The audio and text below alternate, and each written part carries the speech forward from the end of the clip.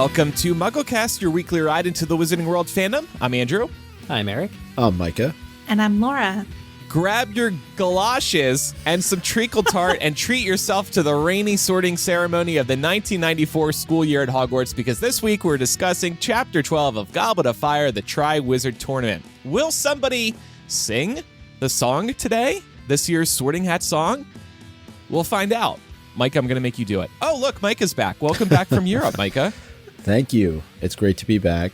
I thought Ning-Si did an amazing job. I listened to last week's episode. She was fantastic. So I appreciate that you get quality guests to replace me while I am not here.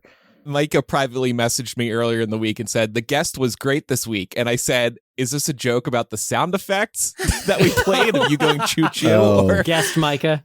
Or did you really mean Ning-Si? And he meant Ning-Si. But yeah, I never know with Micah. He's a little trickster. Mm-hmm. So that was actually your trip last week was your first time to England, which surprised me.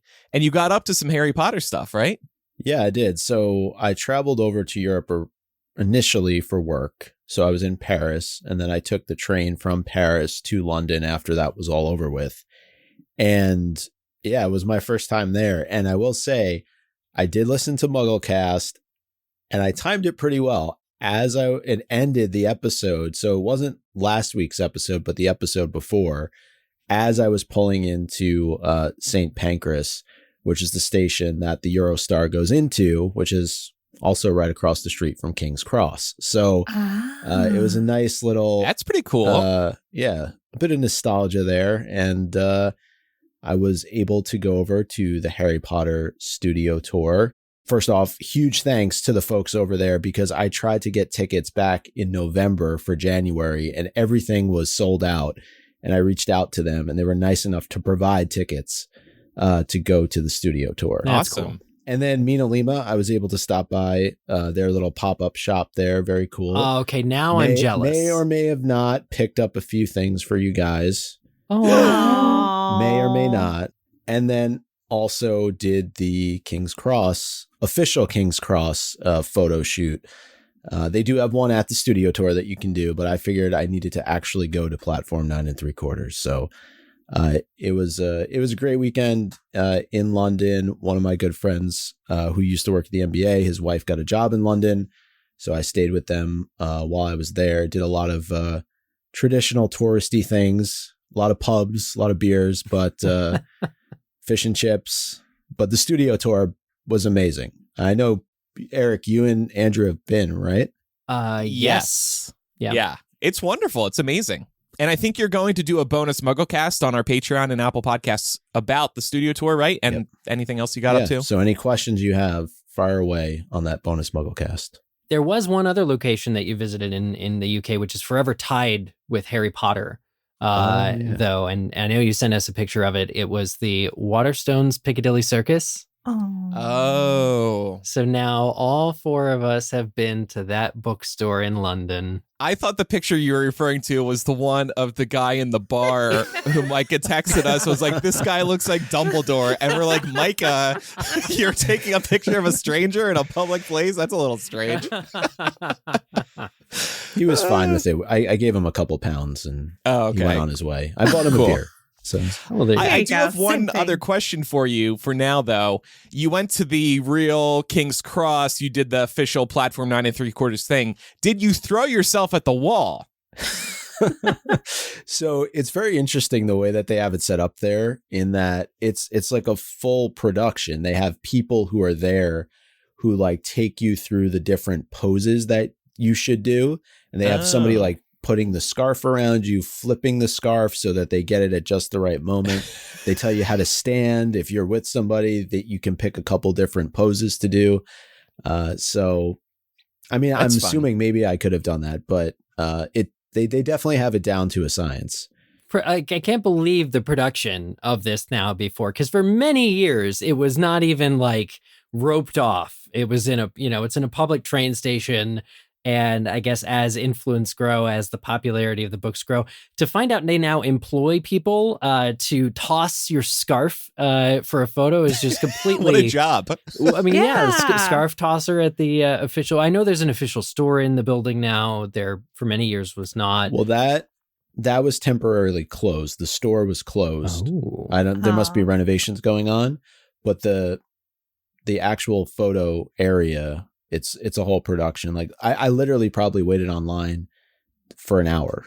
And I said to my friend, I'm like, are you sure you want to wait in this? I would have said no. Yeah, I was almost, I'm like, I'm ready to go. And they're like, no, you came all this way. You need to do this. So, Oh, that's nice of him. That's true. Halfway around the world. I'm going to echo Eric here because Eric and I actually went to Platform 9 3/4 in 2007 and took some pics.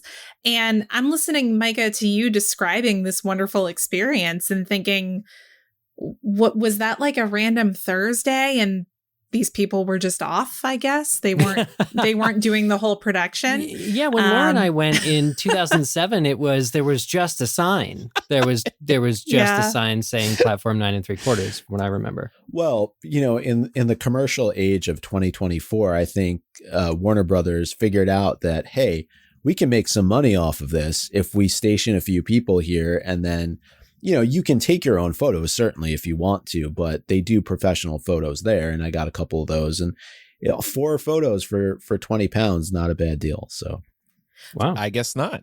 Well, this also means that all 4 of us have pictures of ourselves at Platform 9 3/4 at this point. So I'm wondering if we should dig those up for a social moment. I don't know if I've been to the real one, actually. I went to the Really? one at the studio tour. Yeah, No really. way. Way. Oh my gosh. You're not a real fan. I'm going to call up Micah's friend and see if he wants to wait in line for an hour with me to take this photo. well, no, what he'll do is you just call him when you're like 15 minutes out from actually getting up to the front, and then Good call. I'm sure he'll come take the photo for you. Good call. So, really quick question, then we can move on. That your whole photo experience, once you got through the hour wait, how long were they taking pictures of you? Couple minutes, maybe. Okay. Wow. That thing it's a very popular quick. attraction. I mean, it has to be because there's so many people there, and I don't even know how late they stay open, to be honest with you, because I was wondering. This was on a Sunday. It was probably around 6:00 in the evening at this time. Wow. But Oh my it's got to gosh. be a pretty decent moneymaker for them. Yeah, sounds like it. Jeez. All right, so Micah will discuss that more in Bonus MuggleCast in the next couple of weeks. Bonus MuggleCast is part of MuggleCast Gold on Apple Podcasts, and it's also available through patreon.com/MuggleCast.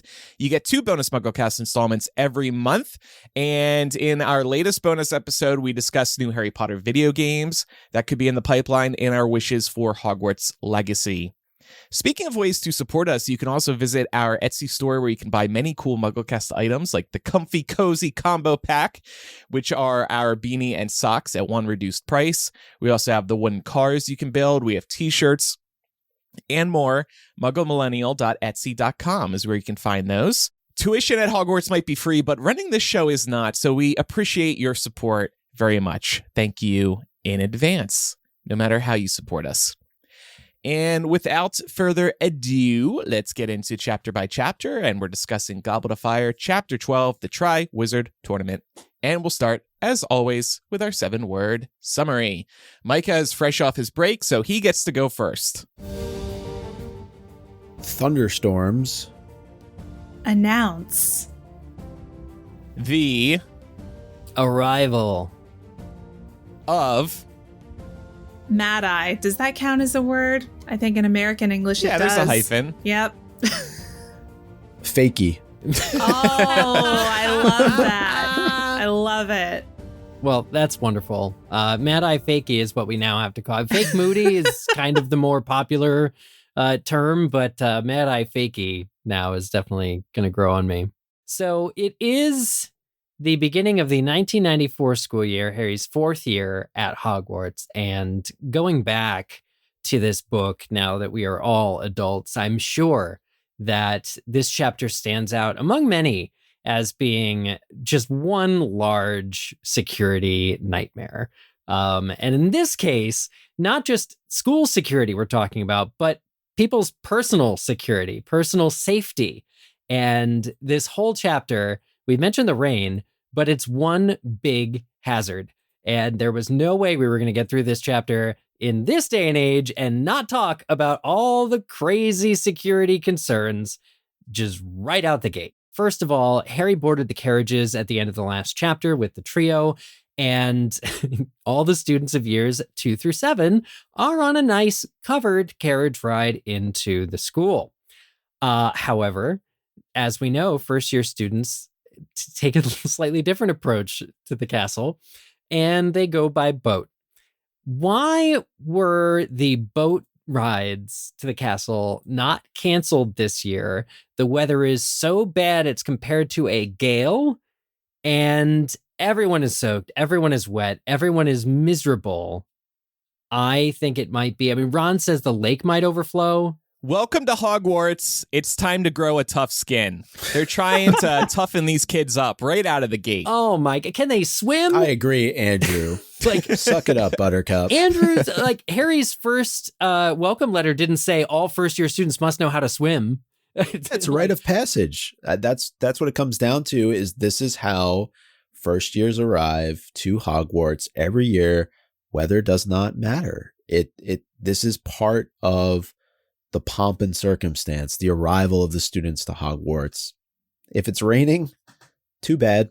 And then you look back several years later, maybe when you're leaving Hogwarts. Oh, remember that time, Micah, our first year on the boats in. It was raining so hard. Good times. That was a core memory for us at Hogwarts. That and Voldemort's return and all kinds of things. So many core memories. I feel like it's one thing to say, yes, it's obviously something like they're going to make a new memory that the students will be memorable forever. And then there's can't they just come back the next day and do that? Because I'm pretty sure, honestly, you know who's watching them and to safely ferry them across the lake? Hagrid. Hagrid's not only not a proper wizard, but I don't know, no, he can't do magic to save them if something were to go wrong.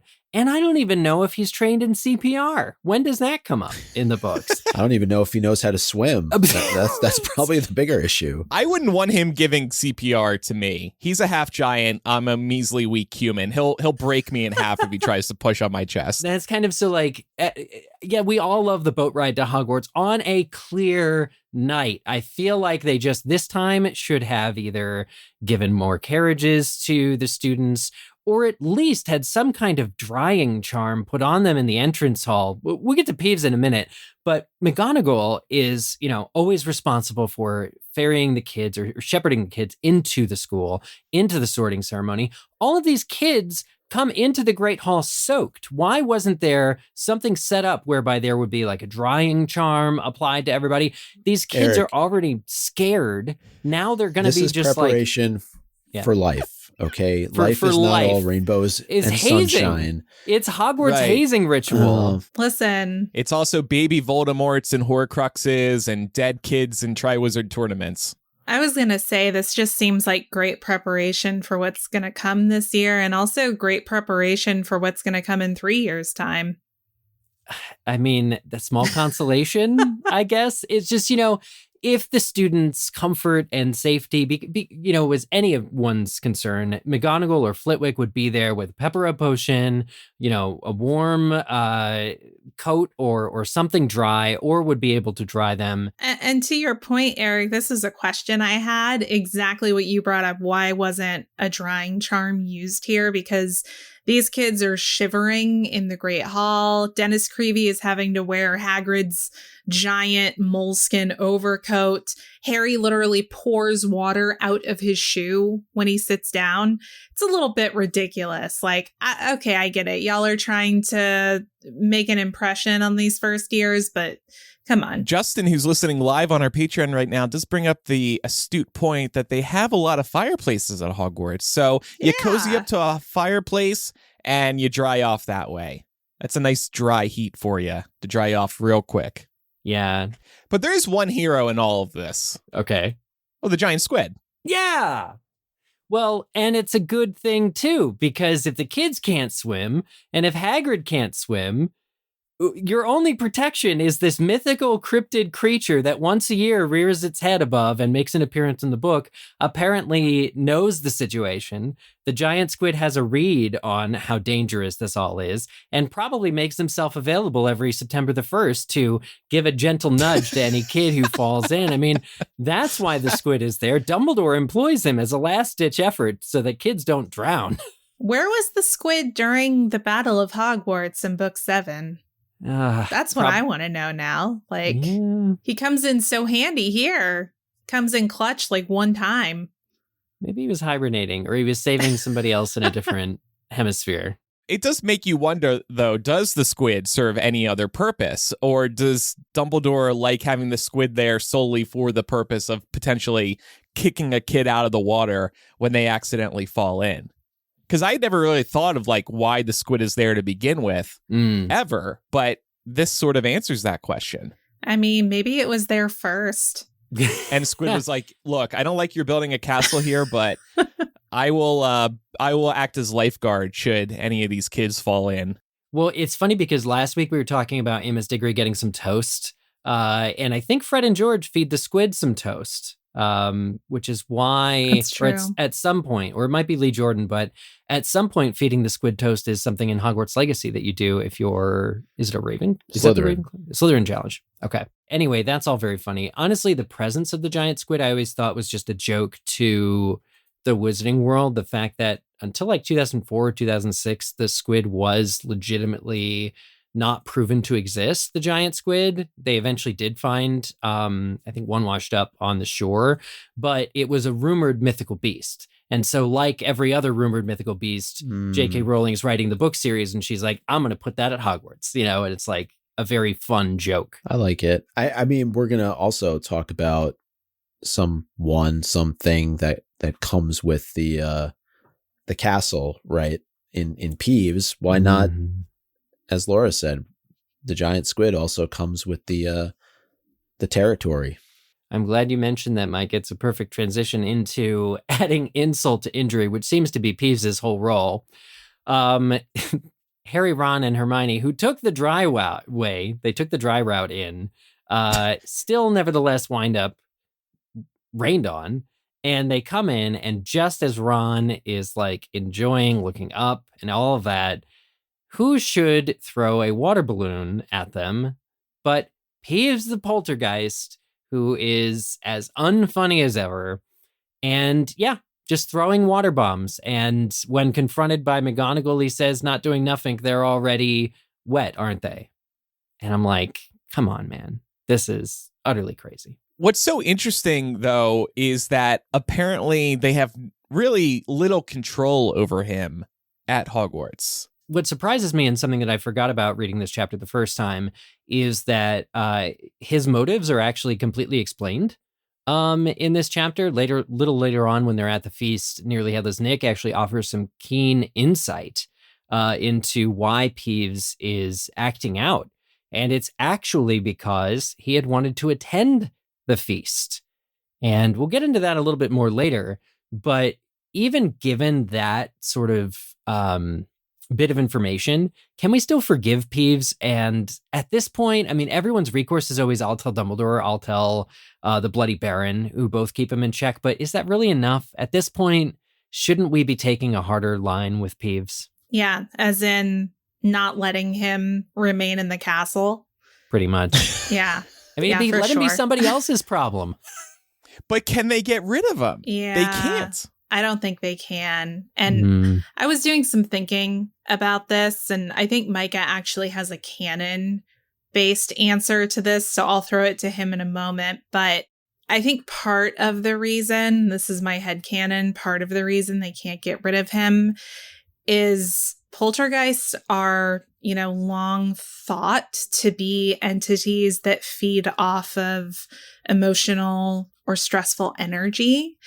And there actually have been psychological studies done into the phenomena of poltergeists. And there is a correlation in some cases. I think it's maybe somewhat flimsy. I guess it depends on if you believe in poltergeist as a phenomenon. But a correlation is drawn between these assumed poltergeist disturbances and the presence of pubescent children. The thought is that teenagers and preteens are going through so much mental, social, physiological change in such a short period of time that they manifest a particular type of almost chaotic energy that draws a poltergeist to them. So if we go along this line of thinking, Hogwarts being full of a bunch of teenagers is like a feeding ground for something like Peeves. He's living. Yeah. So what does he have to be sad about?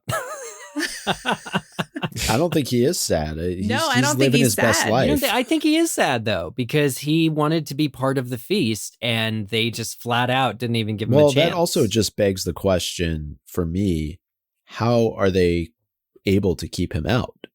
So you have this council, but presumably we know from J.K. Rowling that Peeves is this indestructible spirit of chaos, going off of what Laura just described. And she said that he came with the building. So he was part of the deal when the founders or whomever decided to build Hogwarts. And over the years, there were many attempts to remove him, but nothing ever worked.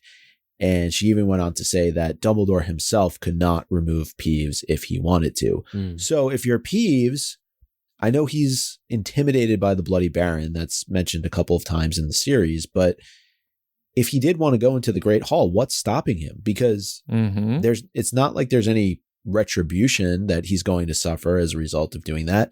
And I would even argue that he might be on better behavior in the Great Hall because he seems to have a little bit of respect for Dumbledore and maybe some for McGonagall. We see a little bit of that in this chapter. So I think the wrong decision was made. Peeves should have been allowed to be in the Great Hall. It's so interesting, too, because I'm pretty sure this is the only mention of the Ghosts Council. But the idea that they knew this was coming and met and there was basically a character trial held on behalf of Peeves who wanted to attend this feast. You know, I'm kind of sad for Peeves, but that doesn't excuse what he's doing to these kids. Like, if pneumonia were a thing in the wizarding world, they would absolutely all catch it. Every single one of these students drenched and not cooled off or not dried off by any one of the qualified wizards that are in this building. So are we to assume it was a 3-1 vote? Because we're told that the Fat Friar was okay with it. Yeah, well, the Fat Friar... So the other 3 voted against? Presumably? Yeah. The Fat Friar, it is said, decided that he deserved a chance, which is a very Hufflepuff thing to do. You know, he has to prove that he can't behave. And Helena Ravenclaw was probably just going off of past offenses because Peeves has never proved himself to be well-behaved at anything. So she's taken the logic approach. And the Bloody Baron was like, no, we're not going to give it a chance at all. So I don't know. If I were Peeves, I'd feel really dejected, almost prejudged. Might you feel peeved about it? I would feel a little peeved. Yeah. How about you guys? Yeah, I'd feel peeved too. I just don't know how any of it's enforceable. I just don't think it is. And I think probably Helena Ravenclaw, who has been there the longest of most of the ghosts, she's been there basically since Hogwarts was founded. So if anyone has any perspective on Peeves, it's her and the Bloody Baron because they were both there. That's such a good point. So I could see them being like, this is a waste of time to even debate this. There's nothing to be done about it. Yeah. Well, it still just boggles the mind that they are allowing all of these students to remain wet. Agreed. Yeah. That's Eric's main frustration in this chapter. You ever step in a puddle, Andrew? You know, it's already, you're already getting rained on. And you're stepping off a curb and all of a sudden your foot sinks all the way in and you're like, great, I didn't pair an extra pair of socks. I didn't pack an extra pair of socks today. It's that. Peeves is that. And coupled with all the other security oversights that have happened so far in this book from all of the adults in the wizarding world, I certainly have zero confidence, of course, knowing what happens, but zero confidence this year that there's going to be any safety for anyone. Nobody is safe. I'm also wondering what else this Hogwarts Ghost Council decides, because I would like to hear more from them, like what ghost puns to make around the kids each year. Do they just make plans for each other's death day parties? Like, what exactly is going on with this Ghost Council? It's a pretty cool organization, like the Hogwarts Ghost Council. That on its face sounds pretty badass. So, you need a t-shirt, Andrew. Hogwarts Ghost Council.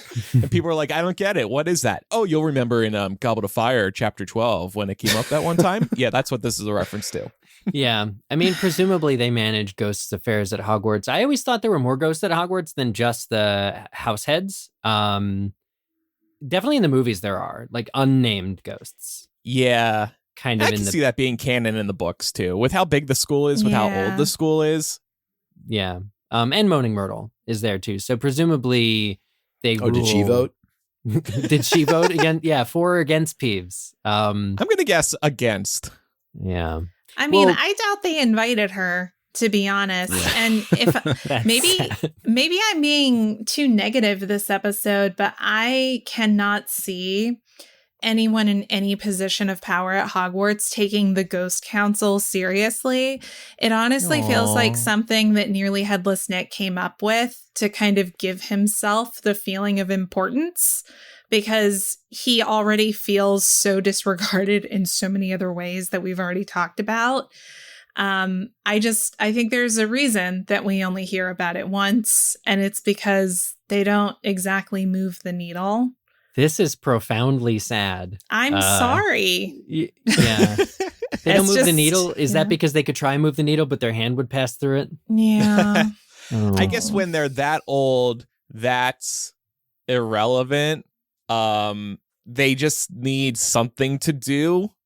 Wow. It's like kind of like activities at an old person's home, like a nursing home. Like they have cute bingo activities and stuff just to keep them busy. The Ghost Council is just to keep them a little busy, keep their brains working. That's healthy for them. This has gone far enough. I'm going to go ahead and say I think that Dumbledore empowered the ghosts to have this Ghost Council, because we know that it's wrong for humans to manage the affairs with any authority or presumed authority of non-humans, right? So the house elves should rule their own, right? And the ghosts should be able to rule their own, and the goblins should be able to manage their own. And I think that that's in line with the expectation here. So Dumbledore could probably trap Peeves magically in some kind of something. He's that strong a wizard, and it's been done before. Remus Lupin cast a spell on Peeves that hit him and annoyed him a little bit and got him to go away. But ultimately, they're going to leave it up to the Ghost Council because that's what's right. But doesn't Peeves add a certain level of character to Hogwarts? Yeah. And that's why Dumbledore likes him there. Exactly. I think Dumbledore does like Peeves. I wouldn't be surprised if they hang out from time to time in Dumbledore's office and just, play catch. But no, just catch up, make fun of people. Because Dumbledore loves the drama. We say this all the time. Yeah. No, I agree. I just think on this particular rainy, soggy September the 1st, it goes too far. And definitely that's the whole point, though. It's the opening ceremony. Why not show all of what Hogwarts has to offer to these first-year students inside of the Great Hall? Let Peeves make an appearance. This is what you got into, y'all. Take it or leave it. You can leave right away if you want, but now this is what to expect daily at Hogwarts. All right, so I believe that should cover the whole safety and health aspect of this chapter, at least, but there's plenty more to come. And it is noted that this is actually the first sorting ceremony that Harry is able to attend since his own which is very exciting. And in the book, it says like a series of unfortunate circumstances led to that being the case. We know in their second year, there was the flying car incident. They arrived late. And in the third year, Harry passes out from the Dementor and has to go straight to the hospital wing and misses the sorting. So anyway, we get kind of a full view of the sorting from Harry's perspective. He's, of course, already sorted, so he's seated at the Gryffindor table. And one thing that I really liked is that Harry seems to really take a vested interest in the students being sorted. And this, to me, speaks to Harry's character in a really special way. He seems to care about these kids, not just because they're shaking and trembling and, remind him of himself and might catch frostbite or pneumonia at any moment, but because he cares about Hogwarts. It's school pride to see other students join your house. Yeah, I think that's exactly right. And I got the same impression as you, Eric. It was really sweet to see Harry have this type of reaction because he clearly loves Hogwarts. And I think it's very exciting to enjoy a new live performance from the Sorting Hat. I guess the impression we can take away from the entire series is that the Sorting Hat really does come up with a new song every year. And with how old Hogwarts and the Sorting Hat is, that's really impressive. So to get a one and done performance from the Sorting Hat, that's really special. I would love to be there just for that alone. Andrew, you've convinced me that there's now a monetary value to those sorting songs. There's like, one and done performance you got to attend. Yeah. But no tickets are sold, evidently. They should. Hogwarts should sell tickets every year, like a limited batch, like 40. You get to sit along the fireplaces, drying off. I like that. Do you think someone somewhere is transcribing what the Sorting Hat says each year? And there's like a book? Yeah, a writer for the Harry Potter wiki probably does that. Well, there would be an idea there, because we know that the Sorting Hat has some pretty important politics, that the later songs, especially next year's, really start talking about cooperation and inclusion. I'm actually surprised that was devoid of the whole thing this year, that there weren't really anything about inclusion, given the international nature of this year's festivities. But one thing I asked was, okay, Harry's excited, but would you guys be as excited for this to happen? And Micah seems to have indicated, Micah, would you get bored by this point? Well, if I went to Hogwarts, I don't think I would get bored hearing the Sorting Hat every year, especially if he has a new song to sing. Mm-hmm. But as readers, I think if we had to go through the sorting every single year, that would get a little bit boring. The sorting part or the song part? I don't think we should mix the two, because I think the song is exciting. Part. Yeah, the sorting part is a bore. Nobody cares where Bob Smith is going. Right. Sorry, Bob Smith. I hope there's a listener out there named Bob Smith. Write in. If you're Nobody out cares there. Where Justin Sharkey is getting sorted this year. Ouch. One of our longtime listeners. Justin, don't send us your hate on the Discord. We're sorry. Just send it to me. He was just the first name that I saw. It's okay. I'm sure he loved it. Anyway, I do wonder if with the show coming up on Max eventually, if we'll actually see the Sorting Hat sing, because I feel like every interpretation of the Sorting Hat doing its song that we've ever seen, it's more like spoken word. Like, it doesn't sing. That would be awesome if they had the song performed every season, or at least a couple of times, and you see Dumbledore in the background kind of like grooving along to it. Yeah. Should it be a cappella, or should there be some actual instruments involved? Definitely the school band should be there. That'd be fun. Who's going to voice the Sorting Hat when it's singing? Taylor Swift? Fresh off the Eras tour? Not Jim Dale. Unfortunately, because I just listened to the audiobook and it's a little grating to hear the Sorting Hat. He captures perfectly the zest and wistfulness that the Sorting Hat must feel in delivering the song. But I think it must be difficult to do right. Well, yeah, and you can take it as like how is it being performed? Is it as a rap? Is it like a pop song? Like, it kind of comes off as a rap. 1,000 years or more ago, and when I was newly sown, there lived 4 wizards of renown whose names are still well known. Okay? That's good. Oh man, they're gonna get Lin-Manuel Miranda in there to do one of his that would be cool. Disneyfied, child-appropriate raps. Bold Gryffindor from Wild Moor, fair Ravenclaw from Glen. We need to get a AI Lin-Manuel Miranda performing these Hogwarts school songs. I think that would work really well. Honestly, do you think we could reach out to him and ask? Like, maybe that sounds crazy. I don't think he is, but he does fun stuff like this all the time. I think we should start a campaign. Sure. We really should. I'm not kidding. He gets lots of requests and he's going to listen to ours for some reason. Hey, you never know. I think he has young kids. He's probably into Harry Potter. Oh, I think he is. I think he's been an outspoken Harry Potter fan from time to time. So, as we mentioned, Harry is surprised to learn that there's a new sorting song, and Ron, presumably not due to his own experience, but maybe from his brothers, says, oh, actually, there's a new one every year.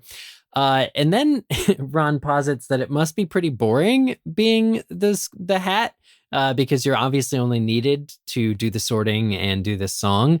So Ron speculates that he being the hat in this case, spends the whole year coming up with what the next year's song is going to be. And I think that makes sense, but because this is what we do on MuggleCast, I also have to ask, what else could the sorting hat get up to throughout the school year when he's not doing this appearance? Well, the hat does have that side hustle at Forbidden Journey in the Wizarding World parks where it gives you like a pre-ride warning and stuff like that. Make sure you're buckled, yada, yada. But I think it's a fun question because the hat can't just be writing this song. It has to be doing other things as well. I mean, Harry is able to go up to the hat in Dumbledore's office just on a random day and kind of have a conversation with him. So I wonder if he talks with like Dumbledore from time, or it talks to Dumbledore, throughout the year, maybe, or I could see Hat being a therapist. Got started talking to Dumbledore and was like, oh, you know what? I'm actually kind of good at this. And then plays therapist or counselor at Hogwarts as well. Yeah, it tells you when the hat would be the worst therapist because it tells you when you're deflecting and it can see. So it's like, you don't want to face this truth, but I can see it in your head. Oh man. Oh yeah. And therapy sessions, you just wear the hat on your head. That'd be weird. Hard truths. It's like, because Harry doesn't get comfort from him. He's like, oh, I stand by what I said. You'd have done well in Slytherin. And Harry's like, thanks. And the hat makes you look into the mirror of Erised every session to check in on your deepest desires. Oh my God. There is actually a fun thing to be had in all the elements and tchotchkes around Hogwarts grouping together. So you have like the mirror of Erised, the sorting hat, in the Chamber of Secrets and all sorts of other stuff. But maybe the hat participates in karaoke parties. We know he can sing. We know he likes presumably song.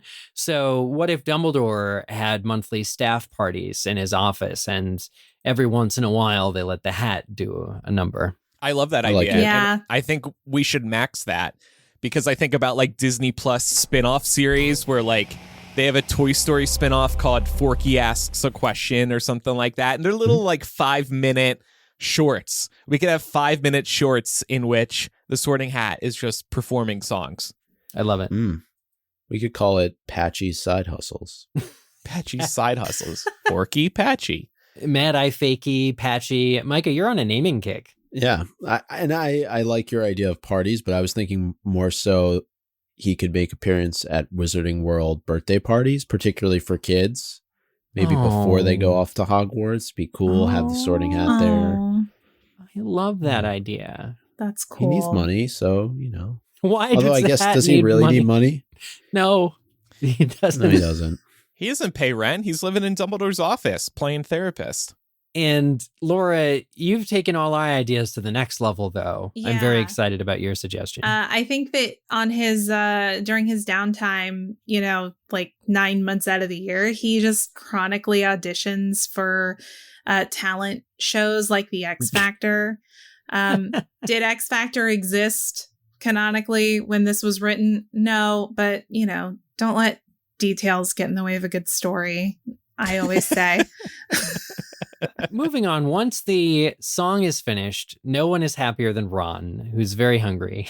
And they get their feast, they get their food, which unfortunately comes to a halt for one of the trio when it is said by nearly headless Nick that the feast almost didn't happen because Peeves was running amok in the kitchens and he disturbed the house elves and prevented them from being able to cook. And you hear a clatter of a spoon and fork, and Hermione is like, wait, what?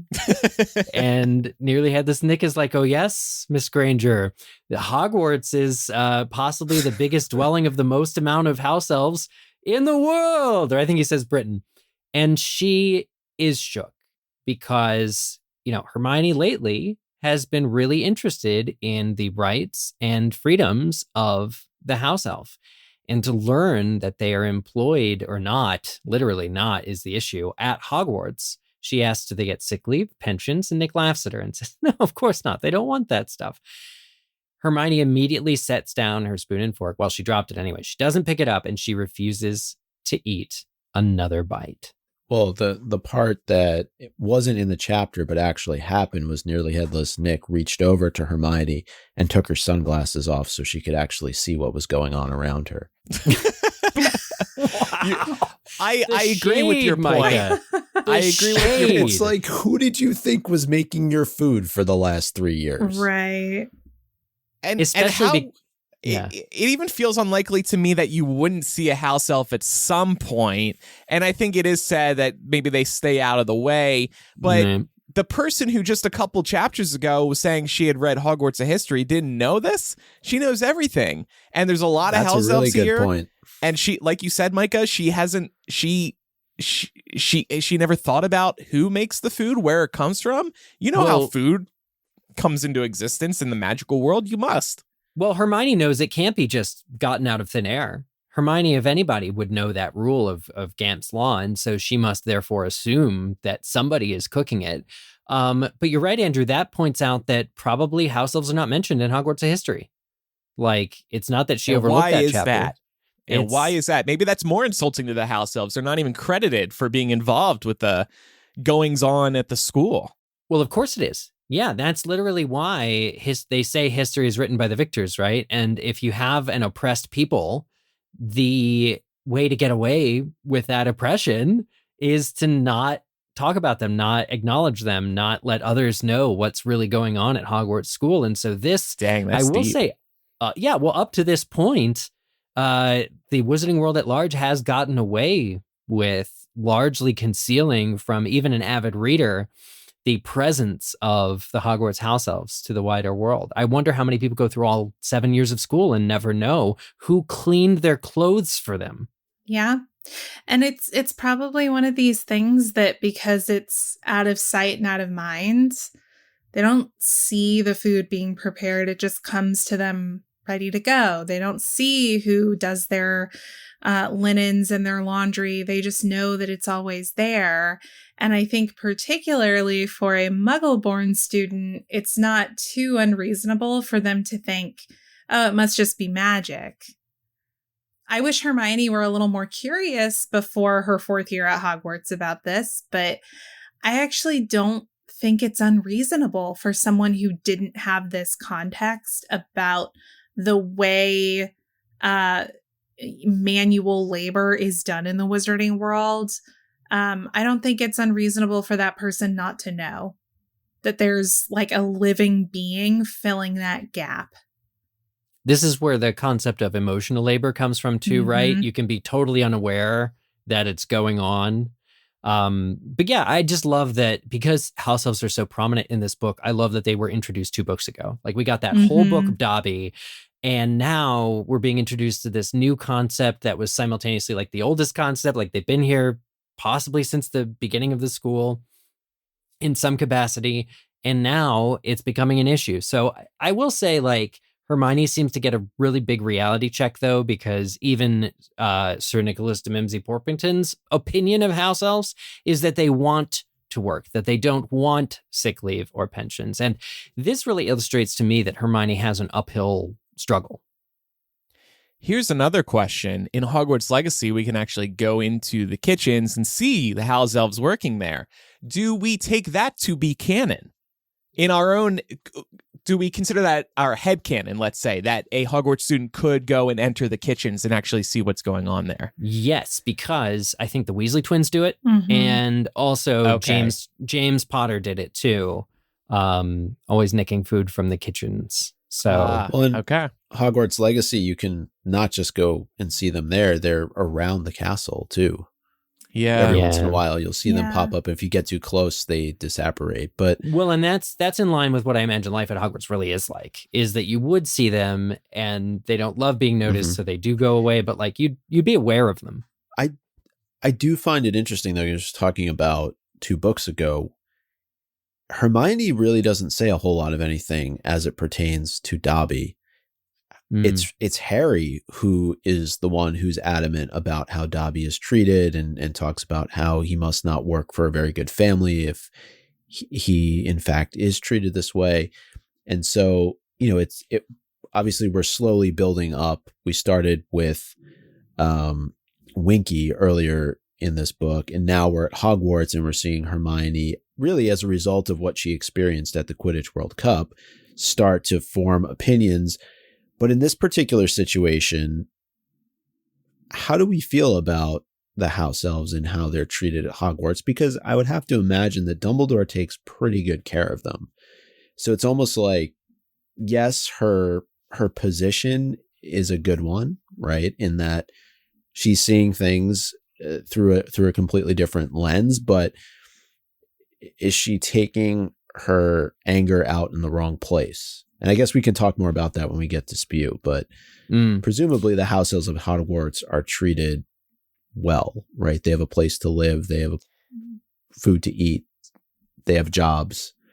To your point about Hermione just noticing this now, I will say Dobby only appeared to Harry during the second book. And in fact, it said when they're in the top But box. he didn't share any of this information with Ron Well, and he Hermione? could have, but I can understand why Hermione wouldn't have an opinion before this year, because it's not until they see Winky, it's not until Harry says Dobby in the top box at the Quidditch World Cup that both Hermione and Ron wheel around because they really want to see this type of creature.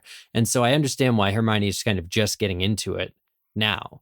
To your question about are they treated right? I mean, I'm just going to say this once, but like even a friendly slave owner is still a slave owner. So like Yeah. Dumbledore has like, yeah, okay, Hogwarts is probably a cool place to live, but I don't think that detracts from But is any the- of Hermione's points. Yeah. I mean, I guess that my question would then be, is that the comparison we're looking to draw? Essentially, I think it might be. Yeah, I think absolutely. I mean, unfortunately, you see people try to make these points about, real life historical, instances, sometimes prolonged instances of slavery in this country. And you'll hear the point be made sometimes about certain slave owners actually treated their slaves very well by comparison to everyone else. But at the end of the day, you're still a slave. So I guess Hogwarts and Dumbledore and the powers that be may be looking at themselves that way as saying like, hey, for their circumstances, this is pretty good, which is really painful to, realize about a character and a place that I think, we all know and love and holds enormous nostalgia for each of us, that just like everything else, it is flawed, deeply so. Speaking of flawed, Speaking of flawed, the most flawed tournament of all time is finally announced. We have had hint after hint from many people, most recently by that pissant Draco Malfoy, who indicated something was happening. That's what he is. Something was happening this year at Hogwarts. We finally understand it to be the Triwizard Tournament. Tri meaning Yes. 3. It comes from Latin meaning 3. So there will definitely be 3 champions this year. What were you saying, Andrew?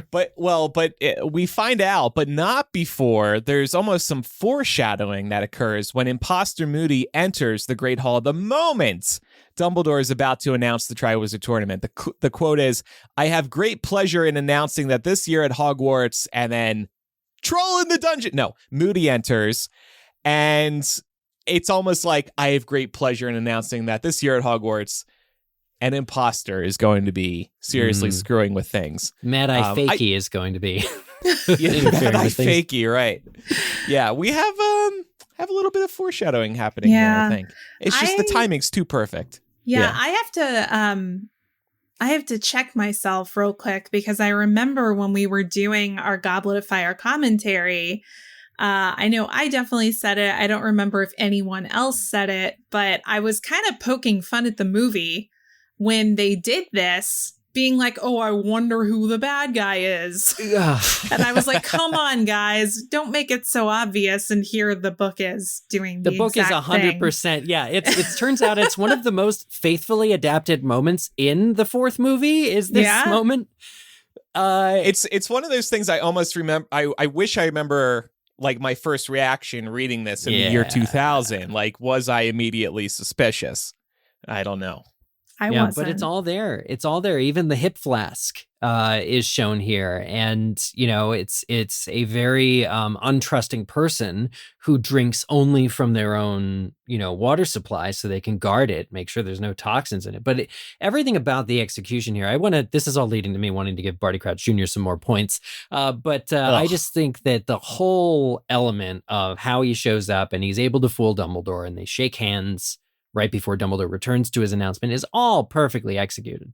So if we're okay to move on to the actual Triwizard Tournament announcement, it has not happened for 100 years. There are reasons, but it was actually a really big popular thing. About 700 years ago, it was invented. It features the 3 schools in Europe, Hogwarts, Beauxbaton, and Durmstrang.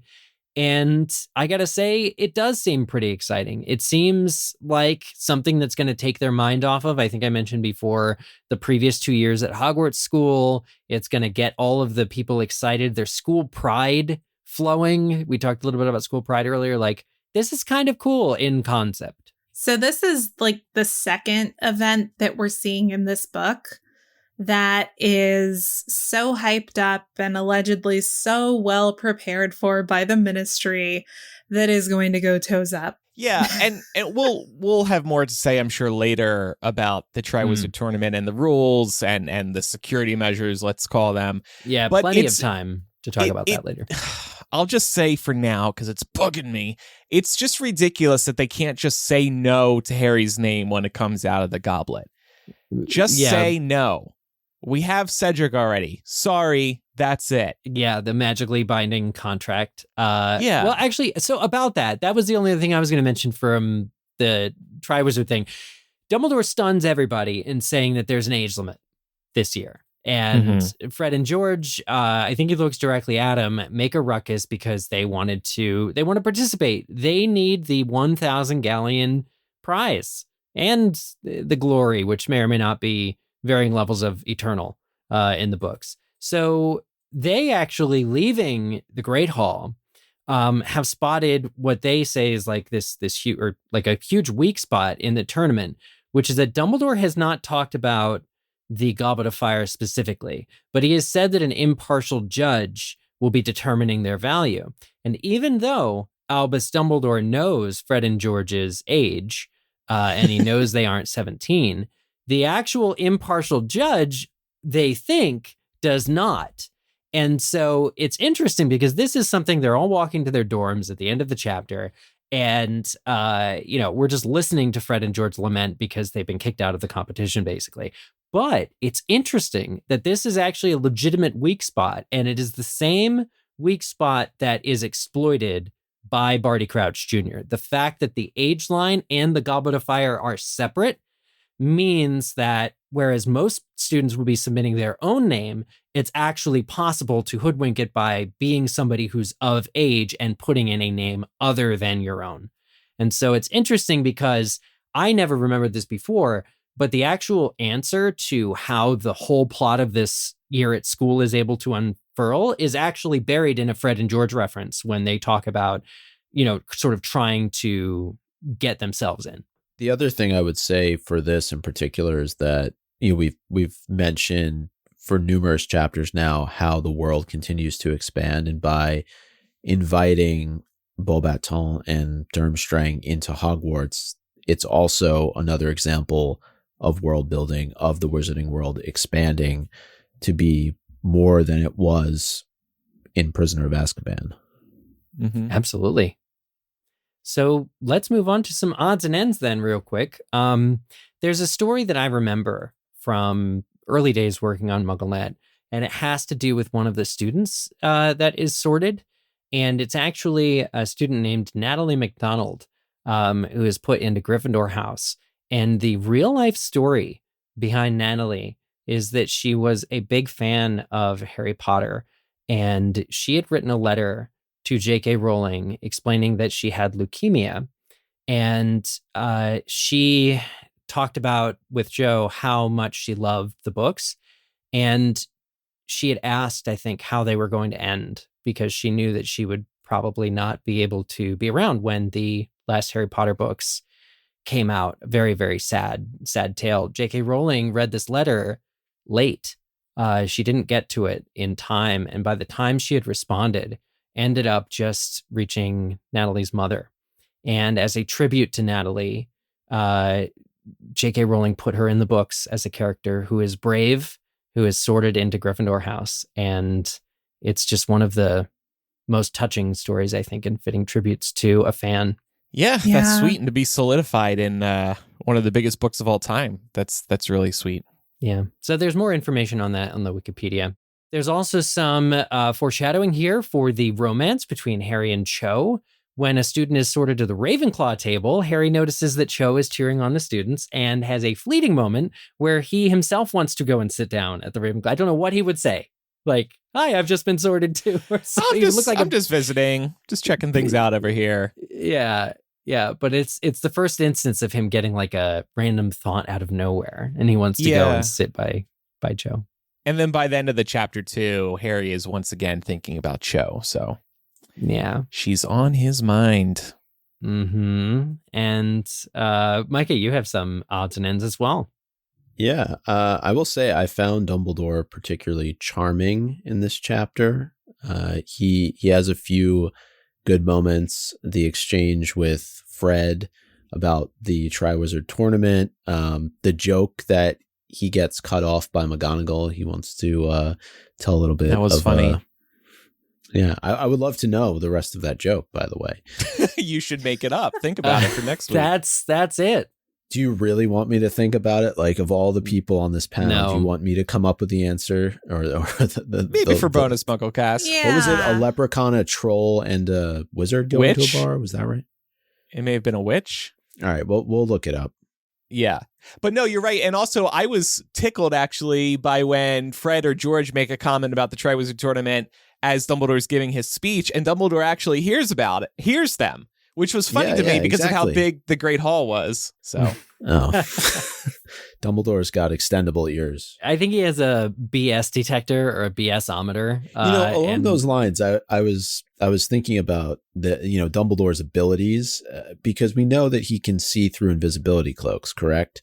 But he can't tell when somebody's taking polyjuice. That just seems like, he should be a little bit better. Well, that was explained though. The Dumbledore can't actually see through invisibility cloaks. He has another way of making himself invisible and doesn't need a cloak for himself. But how he detects Harry under the invisibility cloak is by wordlessly casting the Hominem Revelio charm, which illuminates that something is there. That was actually answered by the author a while ago. The joke Dumbledore made starts with, "I did hear an excellent one over the summer about a troll, a hag, and a leprechaun who all go into a bar." And then McGonagall clears her throat loudly. Micah, I am so touched that you have some nice things to say about Albus. I think now we can wrap up this week's discussion without further ado. Turning over a new leaf. Here, Exactly. we like Dumbledore 2024.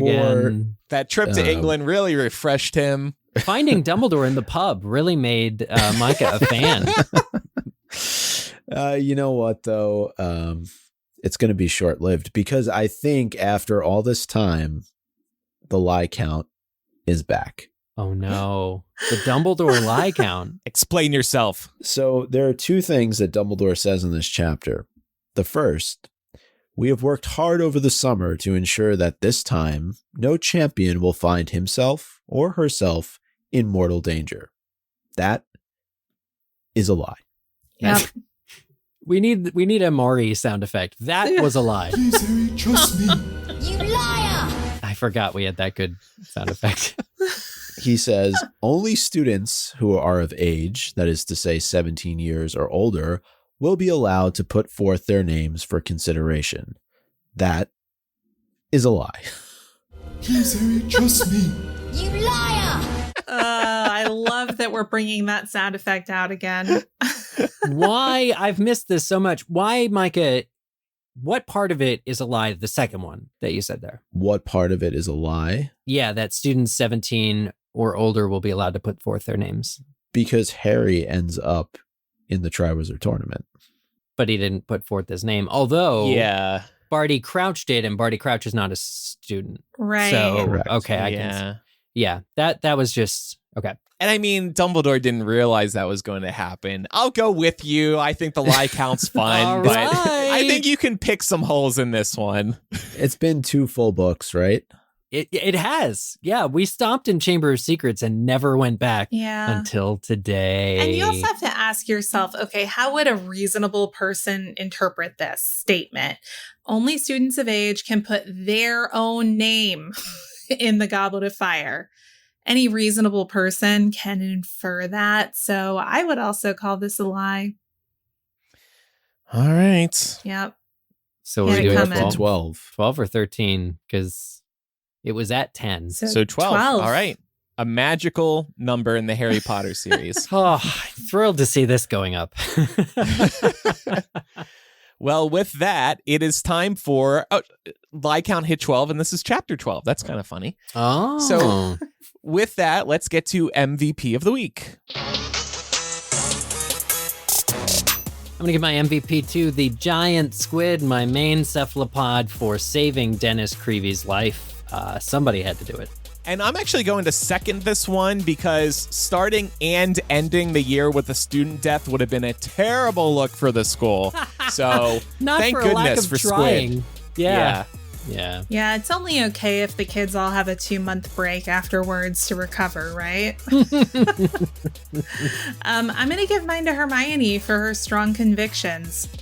Now, she's a little young and naive at this point in the series about the best way to address this problem, but she's sticking to her convictions, and I gotta give her props for that. She's going to be hungry, though. Yeah, very. It's not gonna last long. And I'm going to give my MVP to the Great Hall ceiling for knowing what's up. It is up, the ceiling. Yeah. Yeah. But it started to say, hey, Mad-Eye, bad guy. Hey, that rhymed. Mad-Eye bang. Hey, Mad-Eye, bad guy. Oh, man.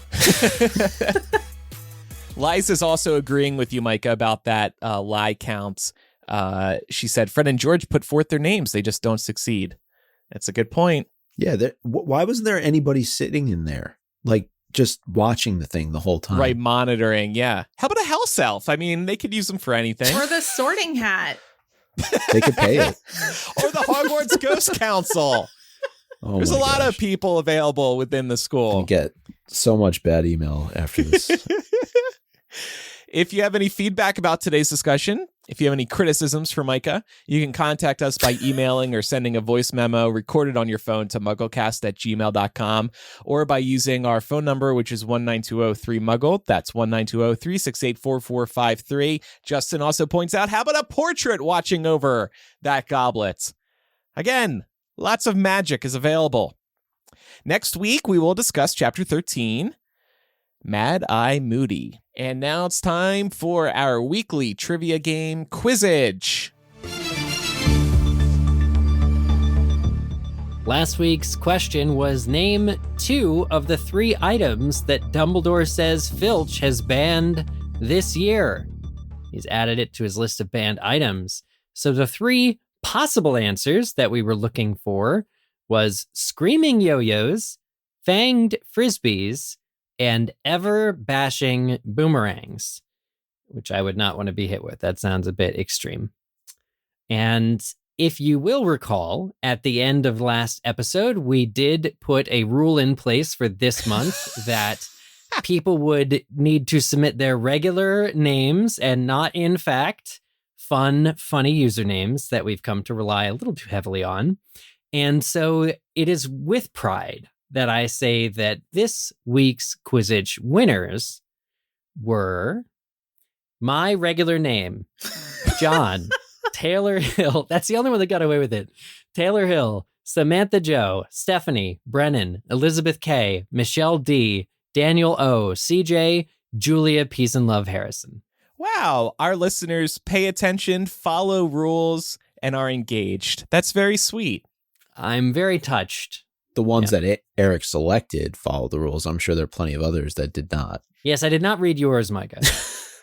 I did not submit this week. Keep fighting, y'all. I prefer the fun nicknames. Keep them coming. I mean, I listened to the episode, but was this all because the 2 12-year-olds were fighting? Well, I mean, there was kind of a monopoly on names being recognized. Yeah, it was a number of reasons, but namely, if we want to farm this out and have the rest of you read the names, I felt bad that the segment was taking minutes and minutes and minutes to read all along. I do agree. This segment's getting too long. This is turning into like an hour-long thing every episode. Yeah, Okay, I know. that's a little bit of an exaggeration. Well, I would say part of the charm of Quizzitch is people taking the time to come up with the names, because See, I thought the most fun part of Quizzitch, not to interrupt you, was the fact that we're having a celebration of knowledge and trivia from the book series that we love. I think there's a beautiful middle ground where we can have fun with the names and quickly move through Quizzitch. I think so too. I don't know what that might be. The short-term solution was just to ban the names. By not having like this 3-minute detour that we just had. That's one way. that's part of the fun. Well, then let me introduce next week's Quizzitch question. What is the trio's first class of their 4th year at Hogwarts? It's a fun question. Yeah, it's a fun question. The answer might be revealed in the chapter title of next week, but it might not be. I don't know. Well, that gives it away. So submit your answer along with your regular or government name. We're checking to us via the Quizzitch form on the MuggleCast website, mugglecast.com/Quizzitch, or click on Quizzitch from the main nav bar at the top of the website. Visit MuggleCast.com for transcripts, social media links, our full episode archive, our favorite episodes on that must-listens page, which was recently updated, and, like we said, to contact us. If you enjoy the show and think other Muggles like you would too, tell a friend about the show. We'd also appreciate if you left us a review in your favorite podcast app. That does it for this week's episode of MuggleCast. Thanks, everybody, for listening. I'm Andrew. I'm Eric. I'm Micah. And I'm Laura. Goodbye, everybody. Bye. Bye, y'all.